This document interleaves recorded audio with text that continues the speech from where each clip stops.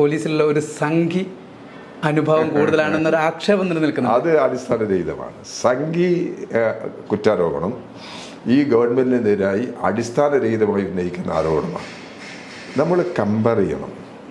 UDA government കാലത്തുള്ള police, ഇടതുപക്ഷ ജനാധിപത്യ മുന്നണി ഗവൺമെൻറ് അധികാരത്തിൽ വന്നതിന് ശേഷമുള്ള പോലീസ് എങ്ങനെ പ്രവർത്തിക്കുന്നു എന്നുള്ളതിൻ്റെ നിരവധി അനുഭവങ്ങൾ കേരളത്തിന് മുമ്പിലുണ്ട്.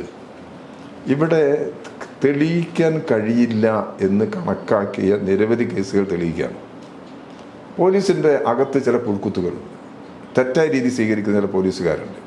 ഗവൺമെൻറ് നയത്തിനെതിരായി പോലീസിലെ ഉന്നത ഉദ്യോഗസ്ഥന്മാർ കൊടുക്കുന്ന നിർദ്ദേശങ്ങൾക്ക് വിരുദ്ധമായി പ്രവർത്തിക്കുന്ന ചില പോലീസുകാർ കേരളത്തിലുണ്ട്. അതിൽ അങ്ങനെയുള്ള ആളുകളുടെ പേരിൽ കേരളത്തിലെ ഗവൺമെൻറ് നടപടി 114 പോലീസുകാരെ ഇപ്പോൾ കേരളത്തിൽ പിരിച്ചിട്ടില്ലേ?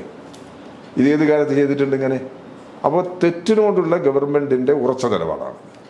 ആ നിലപാട് ഗവൺമെൻറ് മുമ്പോട്ട് പോകുന്നുണ്ട്. അതുകൊണ്ട് പോലീസിൽ എല്ലാം മോശമാണ്, അല്ലെങ്കിൽ പോലീസിൽ പുഴുക്കുത്തുകൾ കൂടുതലാണ്, അങ്ങനെയല്ല കണക്കാക്കേണ്ടത്. ഒരു തെറ്റിനോട് സ്വീകരിക്കേണ്ട നേരം ഇവിടെ ലോ ആൻഡ് ഓർഡർ പ്രശ്നം വരുന്നുണ്ട്, ജനങ്ങളുടെ മറ്റു പ്രശ്നങ്ങളെല്ലാം വരുന്നുണ്ട്. അതിൽ പോലീസിൻ്റെ നിലപാടെന്ത്? ജനങ്ങൾക്ക് സംരക്ഷണം കൊടുക്കുന്ന സമീപനത്തിൻ്റെ പക്ഷത്താണോ പോലീസ്? അതാണ് പരിശോധിക്കേണ്ടത്.